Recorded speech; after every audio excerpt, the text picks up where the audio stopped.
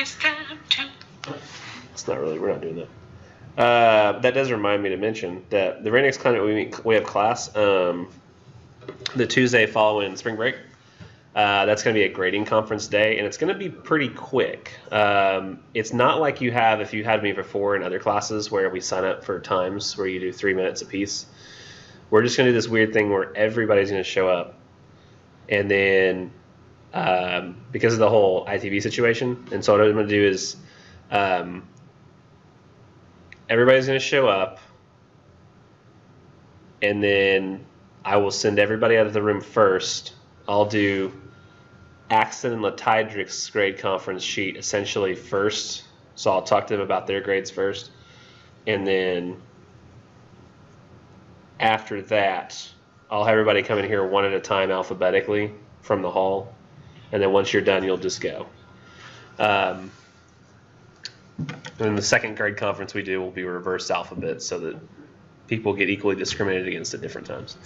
What you're saying is I can basically just not show up until 1:45 since I'm going to be last anyway. No, because I'll be going faster than usual. There you go. And the reason I'm going faster than usual is because I have a meeting in Paris at 3, so I'll have to be out of here by 2. So I'm going to go fairly quickly. I don't want to go back. Mine were always about 30 seconds apiece. Here, sign this. And it could be that quickly. We don't know how. Depends on the individual, I guess. But it's gonna be a real quick thing. Everybody's gonna find out their grades real quick, and I just want a nice, real easy day coming back from spring break where it's not too vicious of a. We don't have any readings, right? I think on Thursday we're gonna be reading something that week, which is like 3 poems. But they're not poems you can write about. Well, I mean, if you petition me, you can, but it's got to be something good. In fact, I took one of the poems that I had in that particular day completely out of the class because I had like 10 people write about it, and I didn't want anybody to write about it. It was blue. They still wrote about it, and I was like, "What do I do? Like, did I not say this?" So I got rid of not Sir Arthur Conan Doyle. What's his name? Aldous Huxley. He wrote Ulysses. He wrote Lotus Eaters. Yeah, it's right here on the daggum thing. Alfred Lord Tennyson. It was like an A, and it was an important person. Alfred Lord Tennyson wrote Ulysses, but he also wrote Lotus Eaters, and everybody just said, "Hey, Lotus Eaters, like people who do drugs." And I was like, "Yeah, good job. Wait, good, nice work." And so I don't allow that anymore. Nor do I allow Robert Browning My Last Duchess, because all I get is domestic violence papers. And Dover Beach, nobody ever writes about it, so why would I even let people? It's because it was in 1302. Some people are just like, I'll turn in the 1302 paper again. Now, Ulysses, if you petitioned me well enough, I would let you, but I imagine I'll mostly get papers about like baseball or football or something. Let's see. Let's talk about what we're doing today. So today, we had the midterm last time, and I wanted to tell you I was going to post the grades, but I forgot to tell you before y'all left after doing the midterms that I do grade the paper. I do grade the midterm on a curve, but I don't post your grade post-curve. I post it before the curve. And I wanted to warn you all of that because the grades themselves are terrifying. Like they're awful, just terrible in general. I mean, I think there was a B. No A? I don't think there was an A. There might have been. But it's because the questions themselves I recognize are fairly hard. I tend to take it when I'm giving you a review and a textbook. I assume that you're going to get a very nuanced view of every single poem because you're going to be like, he's giving us these items to use. So he's going to ask the questions in a pretty tough way. And then I ask him in a pretty tough way. And then everybody seems to go like, oh, I don't know. These are so similar. Are these even different? Pick one. And then the grades turn out basically as a result of that. But because everybody's curved, almost everybody ends up with very similar grades anyway. It's just I curve it to whoever's got the highest grade, that goes to 100. And then, but if that also leaves multiple people down further than I would like them to be, like if I have like, most people got like 70s and 80s, yet there was like 2 people got like 40s. No, that's not a good situation. Like if there's like one person who got like a 96, but like the other lowest people got an 82. I might split the difference between those two. Go like between 96 and 82 would be what? 12 points. So like I might add 6 more points. No, it's 14 points. Well, how would you get an 86 and a 92? That's not possible in this test. 84 and a 96. There we go, 12. So I might split the difference and add 6 points to everybody instead of, or 12 points to whatever those people got. You know what I'm saying? Like, no, you don't, because I'm not being clear. So basically, like, I would take the 96 person, and the 82 people would get 84. People would get 16 points, and so would the 96 person. So they'd be like higher than 100 grade just because they're the one that was killing everybody. So they'll essentially get like bonus points in the class from having done so well. Everybody else gets up to like a normal human range of points. It just depends. I haven't looked at the curve yet because I don't have all the exams yet. So, and by the way, I think Latydric, I left your exam in Sulphur Springs. I told him just go ahead and keep it there, and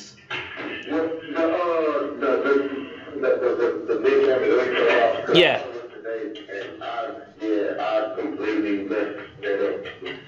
Oh, you went and took it today, you said? Oh. No, I left it there in Sulphur Springs, so I told her that to just hold on to it because I figured you'd come and take it. And either she's going to, I think it's probably she'll have you go down to like the testing center and take it just whenever you can. I imagine you weren't prepared for the going outside of the class today and taking the midterm, so that's not what I'm expecting you to do. I think the campus will be open tomorrow if you want to do it, or sometime after spring break. Like, since we have such a short day on Tuesday following spring break, you might could just do it that day, because I'm going to talk to y'all about your grades real fast, you and Axton. And then after that, you could probably just go take the midterm immediately following when I talk to you about your grades, so you could knock it out during class on Tuesday. That's probably the best idea. And not Tuesday of next week, but the one following spring break. All right. So that'll probably be the best time to get that done. Let me see. But today, for everybody, we're going over the research paper. And while many of our days are incredibly exciting and we talk about literature and it's fun and we're talking philosophy and things, not today. We're not doing that today. Today we're talking about how to do a research paper. So that might be slightly boring to some of you. But I've noticed for some reason I'm going through it faster than usual. I don't know if it's because I'm assuming that most of you will just, I don't know, read it. The parts of it that I think are not confusing will just come to you, and then the rest I'm just discussing. What I'm going to try to do is I've printed out for Axton and Latydric. You guys over there have the research paper assignment with you. So rather than hook up to the computer in your location and show you this big fuzzy mess on the projector screen that you won't be able to read, I'm just going to have you guys look at the document that I'm talking about while I'm talking about it. And I'll hook up the computer over here for the people who don't have any documents. So I won't be able to see your faces. I mean, I will come in and check in with you like near the end because we're going to finish talking about it and then continue on. But I'll be hooking up for most of the time and showing the projector here, and then you'll just sort of see my face over there. I probably should get the camera looking at me so I can see what you're seeing.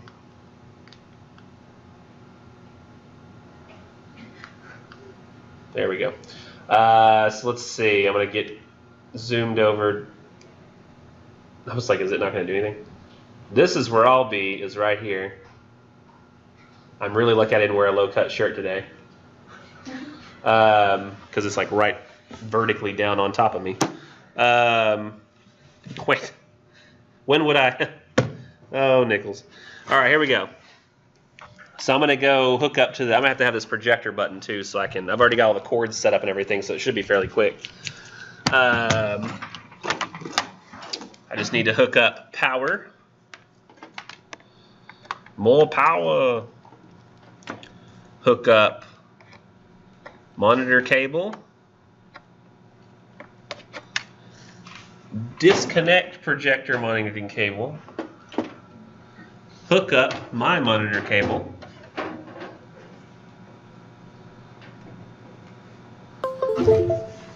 And that might automatically connect, it might not. Did it? No? Well, I'm going to switch to computer, and now it's connected. So my guess is that Sulphur Springs can still see my face, and that you guys here can see the projector behind me with the computer screen. You're essentially going to see the same things that Axon and Letydrick are seeing on their paper. They'll just have a physical copy in front of their eyes to manipulate. You'll kind of have to hopefully have good vision and can see the projector that far away. It's also something that you could access on your computers as well if you had one with you. But I do want to warn you about some of the readings that we have coming up. So this week we don't have an actual discussion post about Ulysses, My Last Digest, or Dover Beach. In fact, our next discussion post is not till March 25th. And there will not be a quiz, I don't think, about those readings. I should check just to be sure. Because I don't want to accidentally give you all a quiz on accident. Move that closer to me. I want to make sure that Axel and Tyler can hear me the whole time. Thank you. Yeah, it's apparently not going to do anything, so I'm just going to hit escape. And we'll just assume there's no quiz. Week 9 readings, it says Joseph Conrad's Heart of Darkness. That is, by the way, a novel. It's 2404 to 2465, so it's not a long novel. It's only 61 pages in the book. It's about double the length of, say, Byron's Don Juan, but it's all written in prose, not poetry, so it will go a little faster. Well, I don't know. It depends on... Poetry's harder to understand, but sometimes since it's shorter, it goes faster. I don't know. It depends. After that, though, we have Yeats, who is difficult to understand, but all of his writings are short. We have James Joyce's The Dead, which is a short story. And then we have T.S. Eliot's The Wasteland, which is a behemoth of a poem that might take you as much time to understand, and you'll probably never understand it. But you'll maybe get closer to understanding less than you didn't understand before when you read it the first time. And then the very last set of readings we have are pretty short and easy. But I just want to kind of give you a warning about what's coming up. But the steps of the research paper that go along with that are week 10, day 2 is the first thing that's due. It's going to be your planning for the paper, which is essentially like a proposal. You're proposing your idea for the paper for me. And then week 12, day 2, that paper is due. And the next thing we have due with it is actually the presentations over our research, which happen in week 15.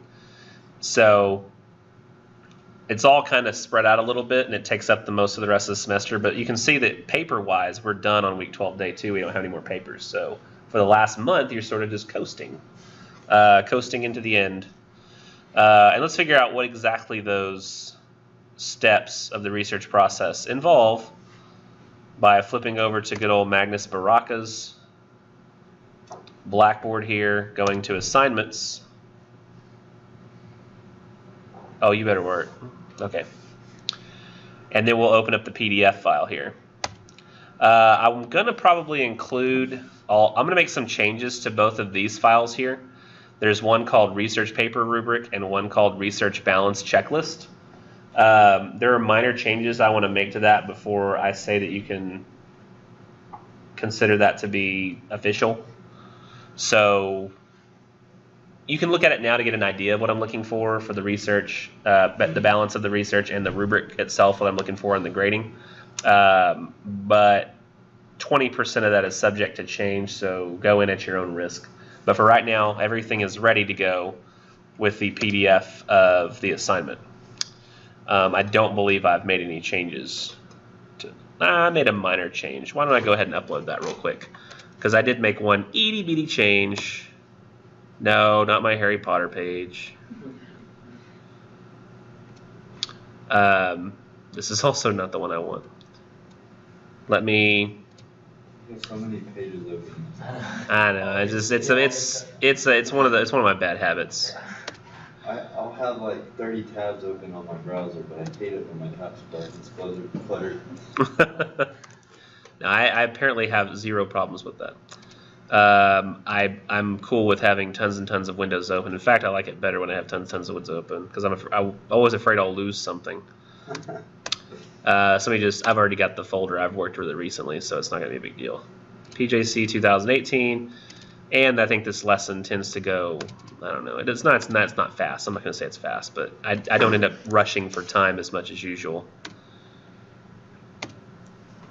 There, that's all fixed. Boom, boom, boom, boom. There we go. Refresh. Is the size different? It is. So let me open the PDF because that's the one probably most people will open up. And just wait for it to load. And as it loads, I talk about how it's loading. And here we are.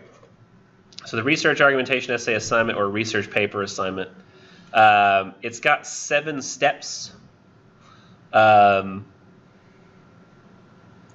first step and the second step, probably the hardest. I think after that, you'll mostly be, I don't know. It depends on the way you approach, I guess, assignments. But most people, I think, will spend the most time figuring out step 1, which is choose a literary reading and a real-world applicability focus. That can sound confusing. Honestly, I think the only ones who haven't had me before are Letydric and Axton and Zona. Vanessa may have benefited from this.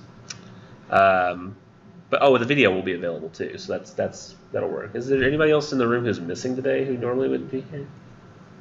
Or Carly, but she's had me before. Jesse. Finish that test, Jesse. This reminds me, I was going to tell his sister something today in class, but I didn't want to embarrass her. She does this thing. She scared me one day outside the computer lab. It did it to me again. Like, I was down the hall from her, like, walking down the hall, and I thought I saw her walking down the hall. I was like, is that Hannah? I can't tell if that's Hannah. I want to say something if it's Hannah. And as she was turning to walk into a classroom, she does this snap neck turn thing where she went, and it just freaked me out. I was like, oh my gosh. It was like something out of a horror film. I'm going to try to interject completely unrelated fun moments as often as possible because research is boring to talk about. Just a FYI. That's pretty. I do that every class anyway, don't I? Okay, so here we go. The planning, once you've got an idea of what you're doing and you've picked your reading, you've picked your focus, then you start doing some research and you submit something to me about what your research you plan to use is, as well as what the thesis is you plan to prove in your paper. And that's all it is. Works cited thesis. You submit that to me before you do any writing on the paper. That happens on week 10, day 2, which is 3 weeks from today. Then we'll have a peer review in class. It's the only peer review we have. And it's going to be on week 12, day 2, which is also the day the paper is due. So that day in class, we'll meet, we'll peer review our paper. It's going to be a little different for Letydric and Axon, who will just do one reading of each other's paper. But then that night, you'll probably look at the revisions that you maybe want to make as a result of seeing another person's paper, and then submit that before midnight. Then I'll try to get the revisions back to you by week 14, day 1. It should be faster for you guys because I'm going to grade your research papers first, so it shouldn't take that long, assuming you have them in on time. If you don't get them in on time, though, I'm going to come all the way back around all the other students' papers before I get back to yours. So getting them on time is going to be really important for the research paper because then your revisions are due week 14, day 2, and that's not just for the research paper, that's all papers.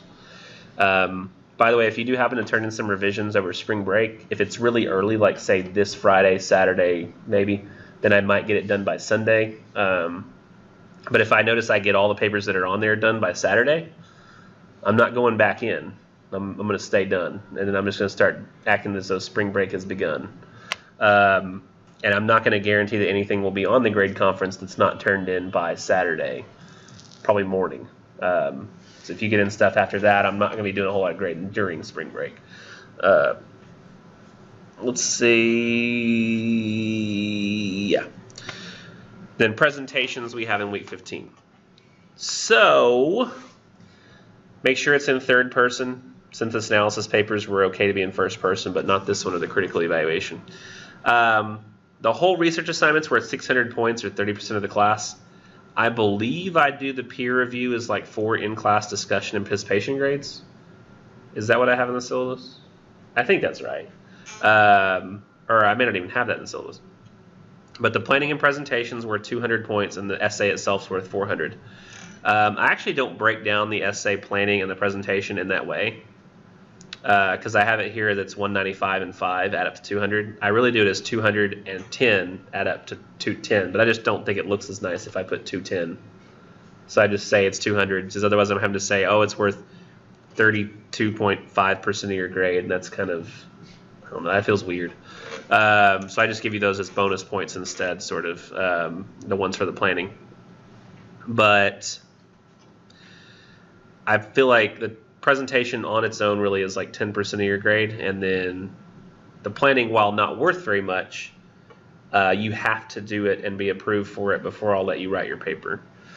Don't plagiarize your paper. I mean, I think that goes without saying, but it would be hard to plagiarize anyway, because not a lot of people are writing research papers like this one. It's fairly original. So the first step in this process, and even those who you've written this before for me for another class in a very similar fashion, there might be little intricacies you don't quite remember, though I think it's mostly the same as what you do remember. But you're going to choose literary reading first, then find academic journals on it. So hopefully you've had to utilize the databases for something before. Zona, have you had to utilize the databases here? Okay, good. Latydric and Accent, have y'all had to utilize the databases for research over on that campus? Yes, I have before. Okay, cool. So specifically the one that I want y'all to use for literature research is Academic Search Complete. So when you follow that link and you go quick links at the top of the main website, then library services, and then over on the left there's like a little gray sidebar that says databases alpha, databases topic, and databases off campus. You'll want to click databases off campus, and once you're there, click Academic Search Complete. There's another one called Bloom's Literary Resource Center, which I don't want y'all to use at all for our research. To me, that's more like encyclopedia entries and literary dictionary entries. It's not really what I'm looking for, which is scholars in the field who have done research on literature whom I want you to read. That's what I want y'all to find. And that's an Academic Search Complete. So you have to pick one of the readings that has been assigned, so you can't pick something like Ulysses or Dover Beach or My Last Duchess, or even some small poem from Coleridge like Epitaph. It's got to be one of the ones that's in green on the syllabus. I think I also mentioned this. I also don't want you doing any like parts of a work that we didn't cover, like Don Juan, anything past the first canto. I don't want you doing that. And your job there is to pick one that you're really familiar with, that you think you know well, that you could write about, and find 1 or 2 articles about it. If you're having trouble finding articles about that poem specifically, you can find articles about that author. And most of our authors are so famous that I don't think you're going to have problems finding much about them. We got Wordsworth, Coleridge, Shelley, Keats. Yeah, those are pretty well known. In fact, you may even find articles specifically about the poems, even though they're short, because they're so famous. Then what you're going to do, and this is odd, but you'll choose a real-world applicability focus.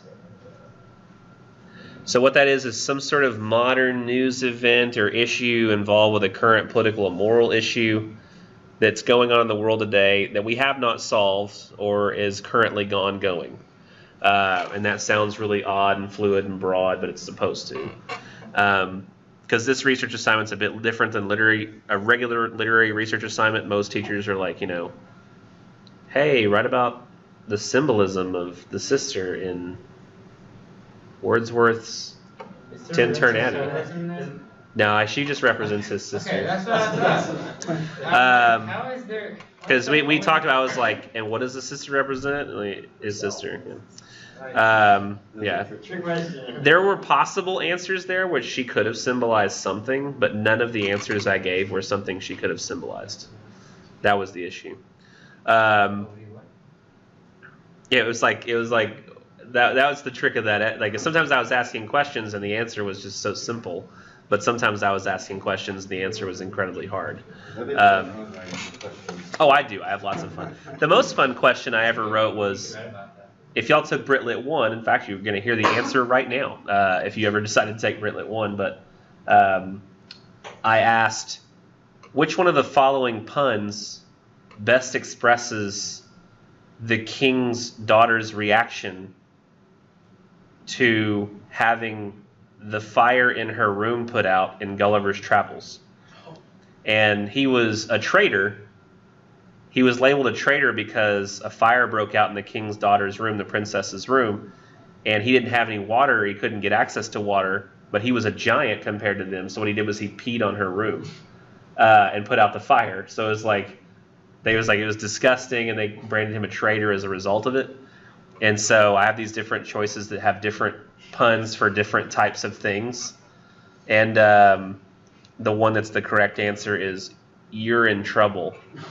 And it says the word urine instead of you're in, because he got in trouble because of his urine, so that it worked. There were other answers there that are related to puns. I think one was related to like poop and water, but how would you poop out of fire? I don't know.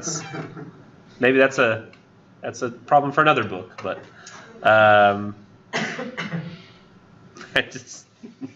my mind is with terrible places. In what ways that poop could put out a fire? Well, it had to be a certain type of poop. Ridiculous. This is gonna be on YouTube. This is gonna be on a recording. This is great. So, what you're gonna do here is you're gonna figure out some ongoing issue in the world today that you're aware of, that you hopefully that you care about, that you know is a problem in the world. That can be a problem too if you're young.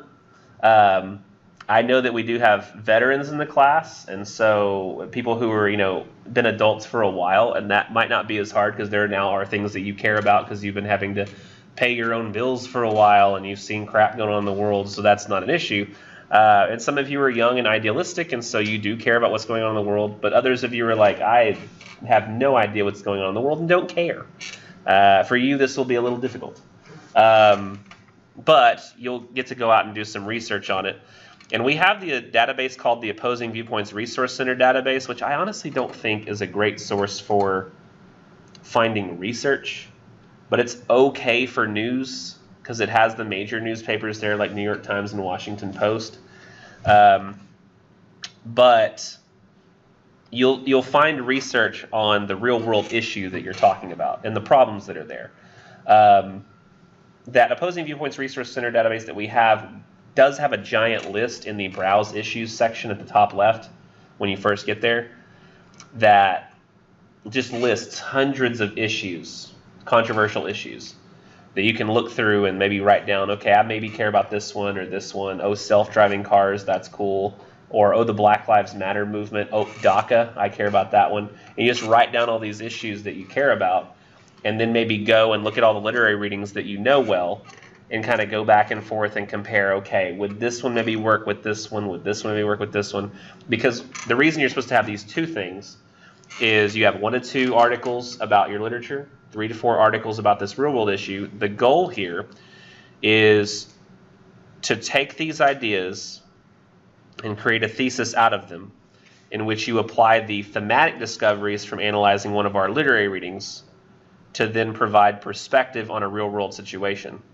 I think the best example is actually from the sample paper down below. So I'm going to scroll down there. The thesis here for this paper was, has anybody heard of Hawthorne's Minister's Black Veil? Just real quick, I'm going to summarize it. It's the one where the preacher suddenly shows up one day with a veil on his face, and everybody's like, what's he doing? Why is he wearing a veil? What did he do? Has he got some sin that he's worried about? What's going on? And he wears it for like 20 years or so. And then on his deathbed, he says, you all think I'm wearing the veil, but I look out and I see that you're all wearing the veil. Because from his perspective, the veil is over across all their faces. And so they're like, what? And it's like, you realize it's a 20-year-long lesson in hypocrisy. And, like, we're all talking about how you're the problem, but you're sitting there looking at us knowing that we have the sin in ourselves, not in you. So that's that story. And has anybody heard of the Westboro Baptist Church before? They're the church that, very lovingly goes to funerals and holds up signs that say God hates fags. Just like Jesus would have. And so he looks at the cruelty in that situation of a religious group saying, we have these religious beliefs and how you should, follow Jesus, the loving, Savior. And yet they're being cruel to an outside group who doesn't agree with them. And he takes those ideas and combines them and says, I see similarities in this situation and in this story, and comes up with this thesis that says, Hawthorne's portrayal of the hypocritical townsfolk in Minister's Black Veil is nearly identical to the protests of the Westboro Baptist Church in a sense that both claim a profound level of morality, yet only notice when others around them commit sin, never themselves. And that can apply to both groups. The Minister's Black Veil townsfolk, they're like, he's the sinner, but they don't realize that they're gossiping about their preacher, and that in itself is a sin. And additionally, in the Westboro Baptist Church, they're like, God hates fags, not realizing maybe if Jesus walked up and said, hey, I probably wouldn't do that. That's not very nice. What? Yes, but they're homosexuals. Yeah, but that's what they choose to do. Like, why are you going to be hateful? What? But I read the Bible. It's very hateful. Are you reading the Bible? Yeah, the Old Testament. Oh, okay. Well, there's more. keep turning the pages. You'll get there. And so he combines them in this way. Now, I have another example where I created one that's a little more of a stretch, but it could work if you look at it. And has anybody ever heard of Death of a Salesman by Arthur Miller? You may have heard of it but not know the story. Essentially, it's a salesman, door-to-door salesman, and he works for a company, and he thinks he wants the American dream, right? He wants the 2 kids, maybe one of them's a sports star. He's got a big, nice house that's all paid for, and he's moving up in his company. Maybe he'll own it someday. And what ends up happening is he doesn't get promoted in the company. He stays where he's at. He makes less and less money every year, it seems, while the young kids who are up and coming up below him, they get promoted above him. He ends up sort of getting depressed about how nothing's really going his way. He cheats on his wife. The kids find out he cheats on her. At the end, he's so depressed and so disappointed that he didn't achieve his ideal of the American dream that he drives his car like into a tree or something and wrecks so that he can die, and then his wife can collect the insurance money. Doesn't ask her about it, doesn't tell her about it, he just dies. And I think there's even a hint at the end that the insurance company realized what was happening and they're not going to pay out.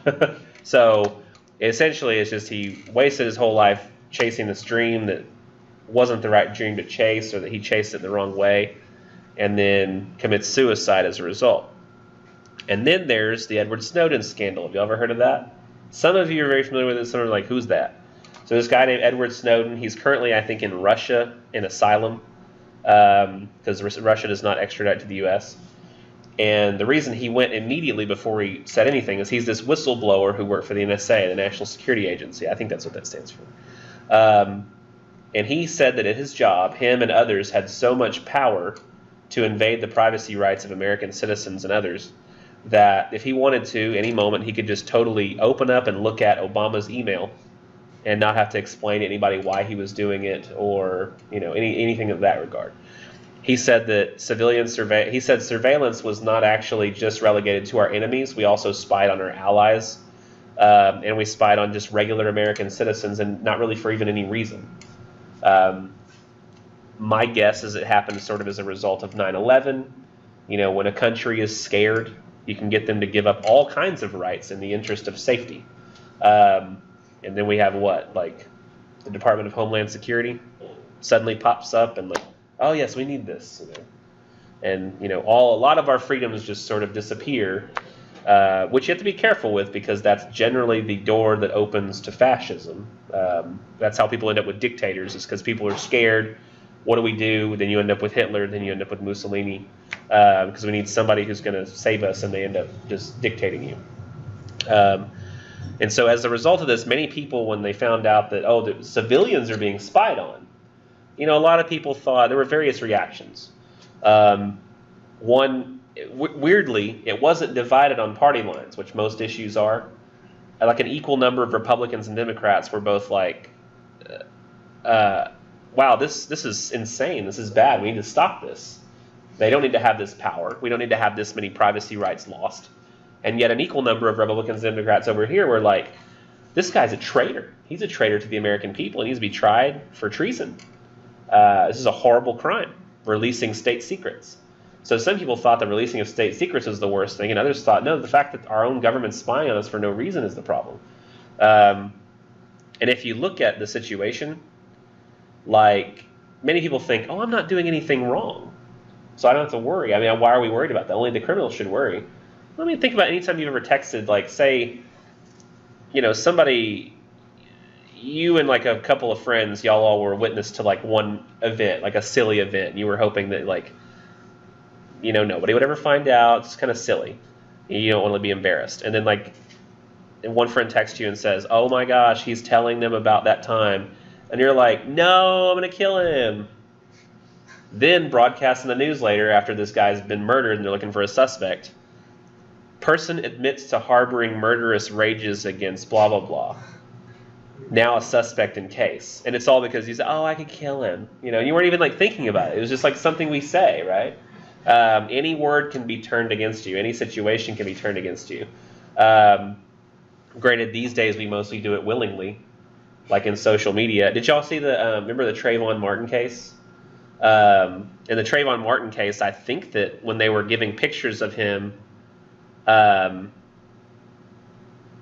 social media, they found pictures of him on social media, and he had lots of pictures of himself looking perfectly normal, and the one they chose to do on the news was like him in like the most menacing pose that he could do. Like he was trying to look cool, but he had tons of normal pictures. I'm actually a bit wrong. It might not have been the Trayvon Martin situation. It might have been another one.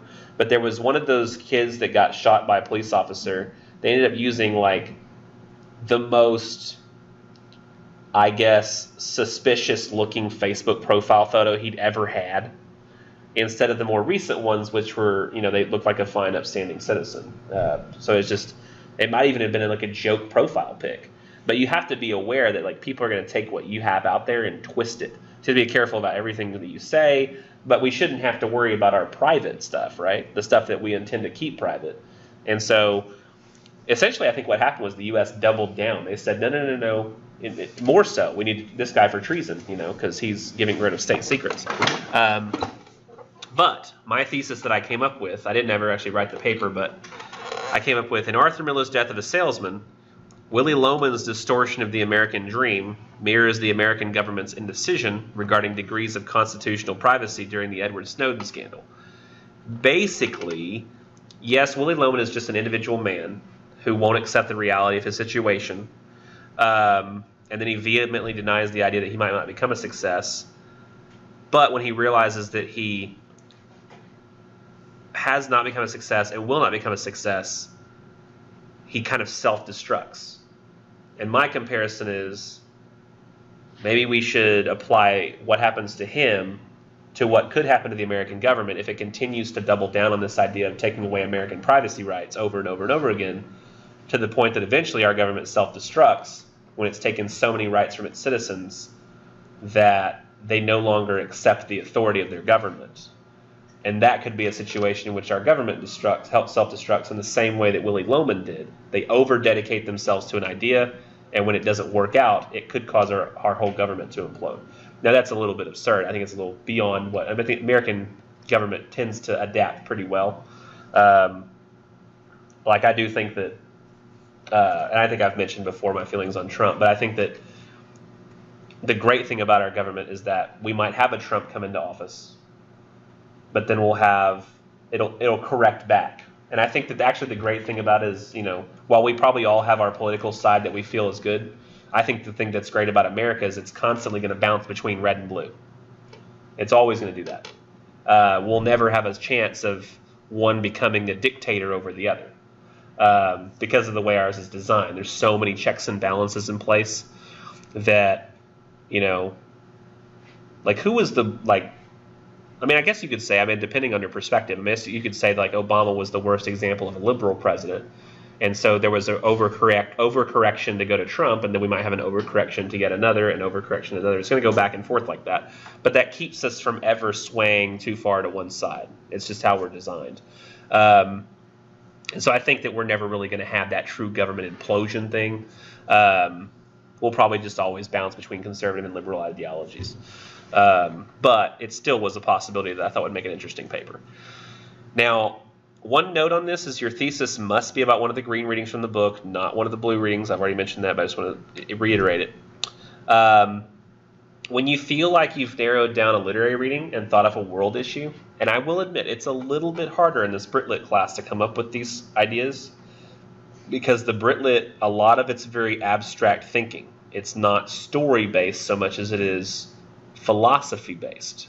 And for some people, that can make it easier to look for ideas. Some that can make it harder to look for ideas. I've had some students who took me for English, like the Brit-Lits, 23, and were like, this was like next to impossible. And some went, oh, this is way easier. So depending on, I guess your bent, it might be difficult, or more difficult or less difficult, depending on the situation. Now, with the planning assignment, what you do is, all I need is two things: a works cited page with possible citations that you plan to use in your paper, which should include 1 to 2 literary journal sources and 3 to 4 real-world applicability focused sources, 5 total. So either your balance will be 1 article about your story, 1 article about your poem, and 4 about your real-world issue, or 2 about your poem and 3 about your real-world issue. It's possible to go 3 and 2 the other way, but I just haven't seen that work very often. Actually, the sample paper is like that, but it doesn't work that much. And those end up changing? Yeah, those can change. If you make significant changes to the types of articles you're using, I prefer to know and have you maybe resubmit just to check. Because I have had somebody where they said, can I change it? And I said, oh, sure. And their change, they interpreted to mean it was okay to go from 5 academic journals to 5 instances of the exact same newspaper. And I was like, these are no longer credible. Like, it was credible, and now it's not. So you have to be wary with that. But, yeah, it's totally possible. So I need a works cited page that day. I also need a thesis proposal. So essentially, it's going to be a thesis that tries to connect your literature to the real-world issue and explain in what ways those are similar in that one thesis statement. And the thesis statement doesn't have to be the same as in your paper, right? Doesn't have to be, but I'll probably try to get you as close as possible to what it's going to actually be. Okay. And I'll tell you, I don't think this is going to work in this form. Like, I need more. A lot of times I'll tell you it just looks like it's going to be similar on the surface. It's not going to have any deep thematic relevance. So I'll try to catch those sorts of things. Like, I have a lot of students who, for example, they want to use the real world situation to solve a conspiracy theory about the story. Like, oh, this soldier in this story had PTSD, but they just didn't know what it was called at the time. Well, like, I'm not asking you to tell me more about the story. I'm asking you to tell me, what can we learn about how we should act in the real world based on the literature we read. What you'll do is you'll submit your works cited as a document upload. I want you to include the 6th citation as well, like one more source, and that's going to be the textbook. And I've actually got, people are like, well, how do I format that? I've actually got on the sample paper, I've changed the actual citation for Minister's Black Veil to have Norton Anthology information as its ending, so that what you can do is just go and change the page numbers, change the title, and change the author, and it should work for you for your Norton Anthology source. If you don't have the Norton Anthology book, you have to use whatever place you read it online. And when you submit this works cited in your thesis, I want your thesis to appear in the comment box, where you would normally write, Nichols, I don't know what happened, or it's late, or I want you to put your thesis there, and you can put a comment underneath if you want. But it's because I can look at the works cited document here and the thesis right next to it. Or basically like where you would normally see the document and the viewer, right next to that I would see, where you would see feedback, I will see your thesis. And so I can look back and forth between the works cited and the thesis to see if it works. Now, with this thesis, essentially, your thesis should try to prove a point about how the modern news event or real-world political or moral issue could be helped or improved if the themes and meanings of the literary reading were absorbed. So basically, you're trying to show that if the world were to pay attention to the lessons that could be learned from literary readings, then the world could be improved. And as a result of that, your goal is somewhat to find a way to make the literature that we read in this class matter to the rest of the world. Because I will often have, students, people I know and who love me, tell me that, I kind of get why you teach writing. People need to know how to communicate. What about literature? Like, that's not useful to anybody. And I think it is. Literature has always been, huh? Do you really? I do. You mean it really weird, like the way you said that just now. No, I really do. Think you did. It helps. Because, I was gonna say, doing it really helps you interpret and understand things a lot better. Than one really Spending good time information. focusing on trying to understand it. I do think that it has outside benefits on things like, people don't realize the main benefit, though, I think, which is a lot of people think, oh, the critical thinking I have to do for critical evaluation, really breaking that thing apart and putting it back together, that takes a lot of critical thinking, so it exercises critical thinking skills. And looking for lots and lots of variables and not being satisfied with a simple answer, as you would want to have with your employer later. But I think most importantly, poetry has always been written about the human condition, what it means to be us. And the more we think about what it means to be us, the more we understand ourselves, the more we understand others, and the more we understand the relationships between people, why we treat people the way we do, whether the way we treat people is okay, and then we get back to these issues how does bad stuff, still stuff we do to each other, way after we should be doing it? It's because people, I think, get overconfident. They don't think they need education anymore. We don't need to read literature. We need to create literature. And then all they do is pursue science, and progress. And then what happens? People start killing each other again, and everybody goes, what? What happened? And then everybody starts, writing pained literature again about, here's what my people are going through, and here's the suffering that we endure. And then finally we start reading it again because, hey, there's somebody who understands what I'm going through. And we start finally progressing again, and then we all forget we need it again, and then we stop reading again, and then we all go into that same death spiral. It's a terrible thing. So literature is important, and I want us to really pursue that idea. That the human condition matters, and discussing it and examining it matters. And you'll all probably still walk out of the room today going, that's a stretch, Nichols. But it's true. Let's see. On the planning grade, if you receive a 10 or a 9, because I'm going to grade it on a 0 to 10 scale. If you receive 10 points, that means go ahead and work on your paper. What that actually roughly translates to is I think that 10 times 10 is 100. So I think that you're likely to get the highest I think you could get based on what you've submitted for me is 100, which is good. So that's fine. If I give you a 9, it means the highest I think you'll get would be a 99. So there's something slightly off about it, which makes me think that you won't get 100, but a 99 is still within the realm of possibility, anywhere in the 90s. I go 9 times 10, that's 90s, anywhere in the 90s. But if I give you an 8 or below, I really would like for you to resubmit it with my feedback in mind and maybe make some changes, because that means that the highest I think you would get would be in the 80s. That means no shot at an A based on what I currently see. So if I give you an 8 or below, definitely revise and resubmit, especially if it's a 3. That's me saying, I think you might be able to pull a 30, on this joker. And that's not anything to shoot for at all, ever. Maybe if your plan is to eventually one day go to prison. But other than that, it's one thing to go to prison for a good reason, but to just say, I'm going to end up there someday, I don't know. You ever wondered, homeless people? I've always thought homeless people are really impressive individuals. Because people who are homeless and not in jail, these are people who've decided, I'd rather be free than taken care of. Because if you're a criminal, you go to jail, there's square meals a day, roof over your head, given a job, all kinds of stuff. If you're homeless, that's just I want to be free and have no food, no water, maybe not a roof. It's a difficult decision, I would think, not to be a criminal. Well, they like doing a lot of drugs too.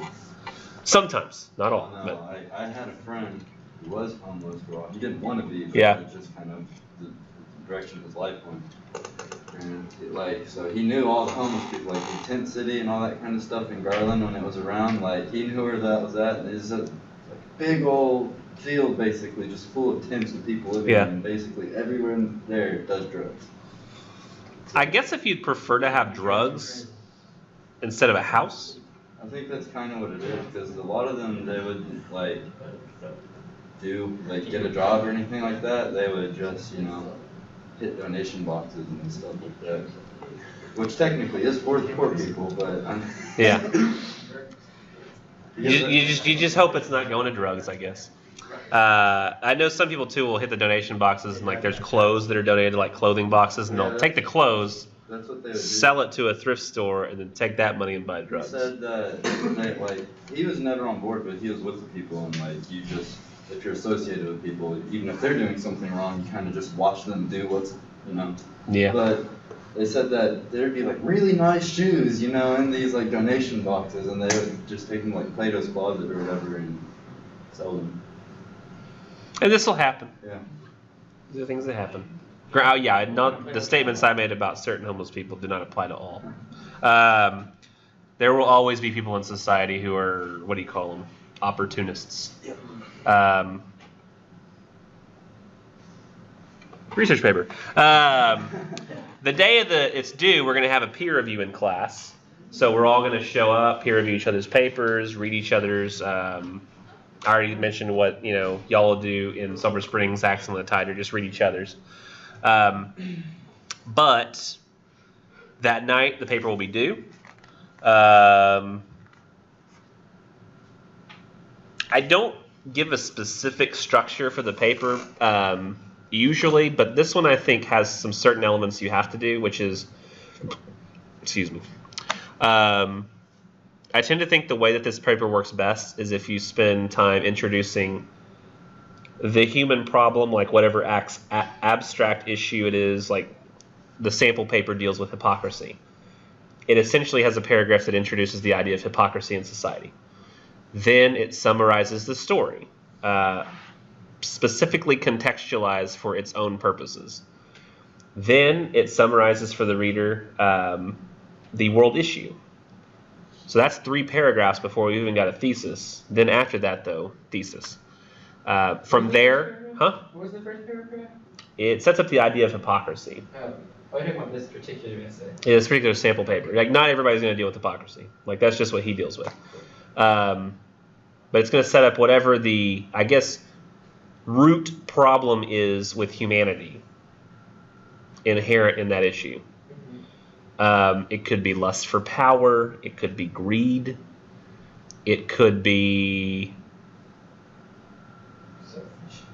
selfishness or abuse. So, I have a question. Yeah. All right. So disrespect. Like the whole issue with the the Confederate statues or whatever being taken down. Okay. So let's get back to the question. Like for the resources that we use, would they all have to be academic journal articles? Because I'm certain because the statues being taken down could be representative of moral issues, but it seems like something that more news outlets would cover than actual scholars. Oh yeah, this is something that needs to be researched. Why people are taking statues down or something. I think that's one where you would definitely start out by looking at Academic Search Complete and seeing if you can find any academic journals on it, where you're going to have to think of as, you might have to write something different. It may not hit on Confederate statues, but you may look into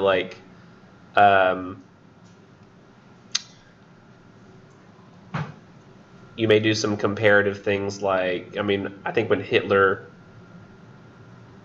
was removed from power, they started removing statues left and right of Hitler, and they started a number of statues that had been made to people who were part of the SS over time also got removed. And granted, the Confederacy is not nearly that bad, but Well, I don't know. I mean, I guess to some people, like if you can view the Confederate Army as purely a vehicle for slavery, then yeah, it could definitely that bad. I mean, what's the difference between enslaving and then killing Jews versus enslaving and then working to death? You know, African Americans is the same thing. But if you don't find it, and you can't think of any comparable searches like that for your situation, like the way statues in other countries were removed once those people were out of power, then definitely, if the only place you can go is news, go to news. But definitely do the search first, and if you can't find anything, then go and search for something in the news area. But definitely, I would say maybe shoot me an email and ask me about that and say, hey, this topic I'm thinking about doing, I better think about it. That was just kind of a rough idea. That was that one you want to do? Oh.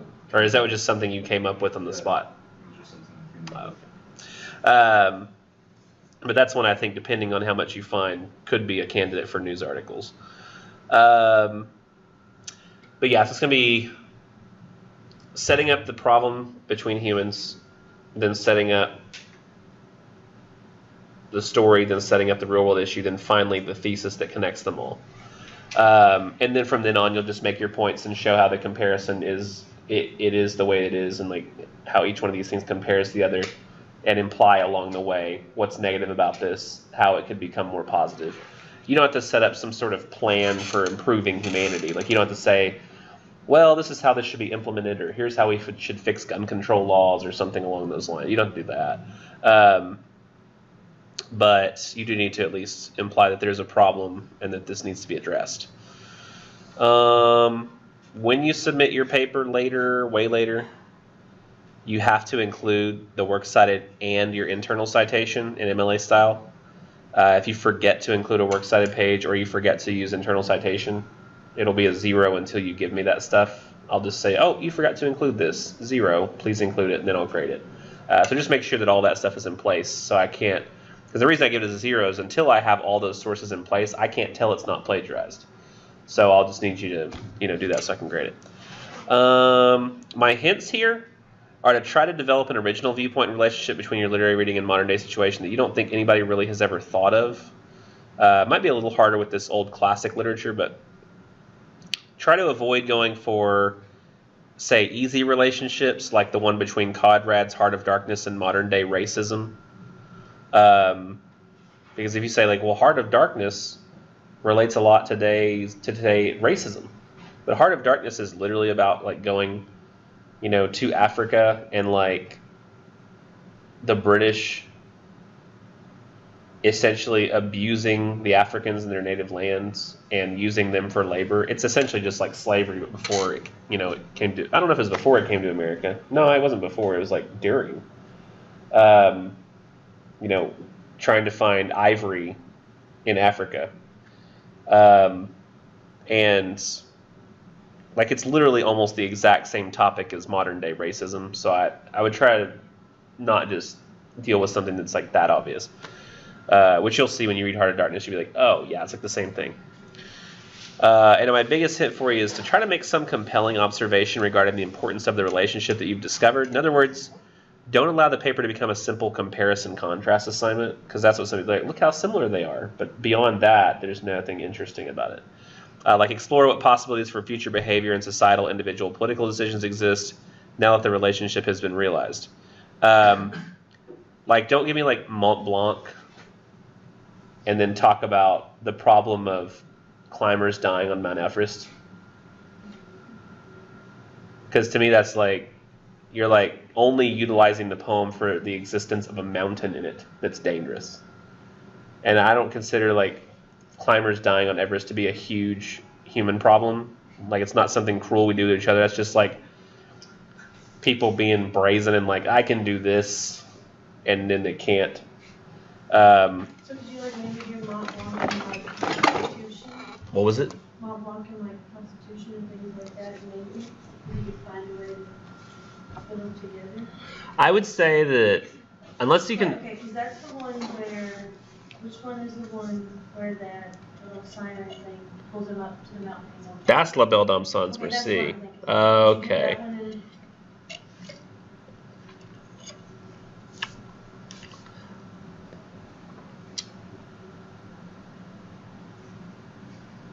If prostitution is a problem, yes.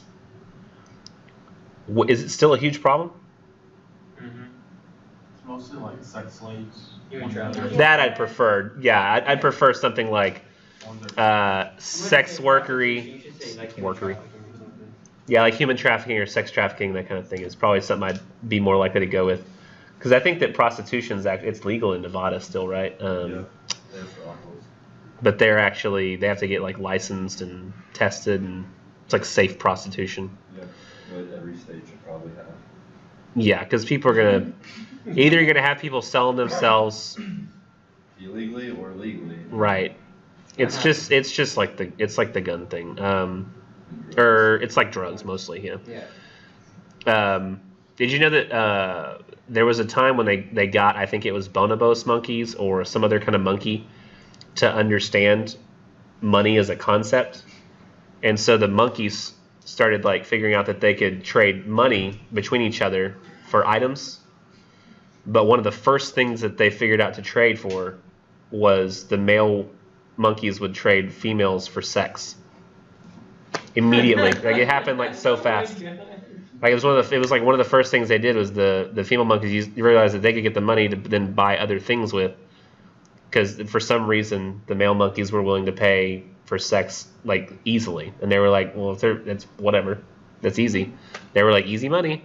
I thought it was interesting that one of the first things that monkeys thought to trade for was sex, and so it's built into us, like people want sex and they'll pay for it. It's just one of those things. So just like for whatever reason, people want drugs, the same thing. You want to feel good, feel different. Drugs provide that, and if you say, well, just make them all illegal, well, somebody's going to figure out how to take Drano and orange juice and, I don't know, battery acid and figure out how to make something that'll make them feel loopy. People just do this. I don't know. People solve problems. That's what they do. Huh?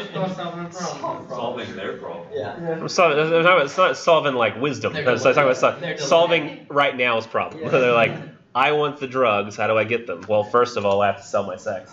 Then I'll buy the chemicals by which I can make the drugs because they stopped making the drugs. It's all kinds of like. Yes, that's a human problem. I think would be okay. Sex trafficking, that would work with La Belle Dame Sans Merci. Mont Blanc. Not so sure about. You're like, it sounds French in some way. Then at some point I'm going to grade these essays, return them back to you, hopefully by week 4. Now it's going to be pretty quick actually because y'all are the first ones. But then you'll have until week 14, day 2 to revise. I keep in mind, right around the time that this thing is due and revisable is around the time when we're reading The Wasteland, which is one of the hardest things we'll read. So you might want to make sure you kind of spread out some of your work, because if you're trying to understand The Wasteland at the same time that you're trying to write this research paper, that's going to be hard. I like that name. You're not going to like it later. Then we'll have a research presentation where you'll go over your research. You'll basically give us all the main points in your argument. If you only ever had me for 1301 and not 1302, you will not be giving me a summary of each of your articles. That's only what we did in 1301. 1302, and in this class, you're taking me through the points of this argument that you're making, that the literature matters to that real-world situation and how. And then I have the sample paper, which I'm not going to go over in great detail, but I do want to read just the first page all the way up to the thesis. Because you may have heard before that the thesis comes at the end of the first paragraph, but that's actually inaccurate. I think the thesis generally comes at the end of the introduction. And the introduction, if you've seen books before that start with an introduction, the introduction goes on for 20, 30 pages. And often at the very end of that introduction, there's some sort of statement of purpose for what this book is trying to do, or why this translation's been made, all kinds of reasons as to why this book exists. So in our introduction, there are a number of different things that have to be done. You have to set up the problem between people. You have to set up the story. You have to set up the real-world issue. All three of those things need to happen, and so it's best to do that in a long-form introduction. I actually don't like his first paragraph that much, but he's doing something he's supposed to be doing. He's just not doing it well. He starts out, sin is an immoral action, which is said to be a transgression against divine law. Human nature tends to defy divine law upon many circumstances due to its brash impulses. This, of course, is well noted within the status quo of society and is nothing short of typical. However, it's only when attention is brought to these foul actions that unbalanced shifts between true morality and hypocrisy are caused. I feel like he only hits the word that matters in that last couple of words, hypocrisy. That's what his paper is about, is hypocrisy. I feel like everything before that is like, if I ask somebody, well, what's 2 plus 2? And the person says, well, if we consider a quadrilateral, if we take two sides that are parallel, two sides that are vertical, we put them at right angles to each other, in much the same way that the ancient Greeks had figured out how to create the shapes. We might then arrive at, when taking those apart and looking at them side by side in a line, we might count them 1, 2, 3, 4. And you're like, so is that what are you saying? It's 4? 4 is the answer to, just tell me 4. Like, I don't know why you gotta dance around it so long until you finally arrive at where you're supposed to be. But that's how I felt about this paragraph. It's like, just start with hypocrisy. Don't word count. Well, he could have said different stuff. Like, he could have started with hypocrisy and said hypocrisy is a very difficult issue in the world today. It's amazing that it hasn't been stamped out. Yeah, I know what you're saying. And then he summarizes Minister's Black Veil in a very odd way. He says, in the story of Minister's Black Veil, Reverend Hooper mysteriously begins to wear a veil for unexplained reasons. Though Hooper was a respected man of his residence, the townsfolk began to shun him because of his new peculiar appearance. Despite the fact that Hooper had not changed anything about his actions and had remained the same compassionate minister throughout the story, the citizens of Milford only recognized him by his outward being. From this, the reader begins to get a feeling of animosity between the town and the Reverend. Anybody who's read the story, you'll feel like there's a heavy focus on the minister the whole story, and he's the main focus. And you might think about 80% of what the story is the minister, and 20% is like the townsfolk and their reaction. But this summary almost seems to be 50% townsfolk and 50% minister. So I find that an interesting way of summarizing, but then once you get to the next paragraph, it becomes clear that he's summarizing it in the context of his needs. So he needs to focus on the townsfolk, less on the minister, and that's why he does this. In modern times, the Westboro Baptist Church has begun to publicly persecute those that they see as unholy and sinful. The church came into the public's notice whenever they protested the funeral of Matthew Shepard, who was beaten to death for being a homosexual. Since 1991, the church has held over 41,000 protests, picketing events ranging from military funerals to high school theater productions. Over the years, they have continued to show their disdain for those who stray against the Calvinist faith by provocatively voicing their God Hates Fags campaign. So he sets up the real-world issue last and makes it sound like we have a group of people who are being very hypocritical. And then his thesis, of course, becomes Hawthorne's portrayal of the hypocritical townsfolk, Minister's Black Veil, nearly identical to the protests of the Baptist Church, in the sense that both claim a profound level of morality, yet holiness and others surround them to commit sin, never themselves. So the thesis then takes those three ideas, hypocrisy, the story, and the real-world issue, and combines them so that they're hypocritical because they both claim a profound level of morality, yet only notice others around them commit sin, never themselves. And he spends the rest of the paper essentially proving that that's the case and showing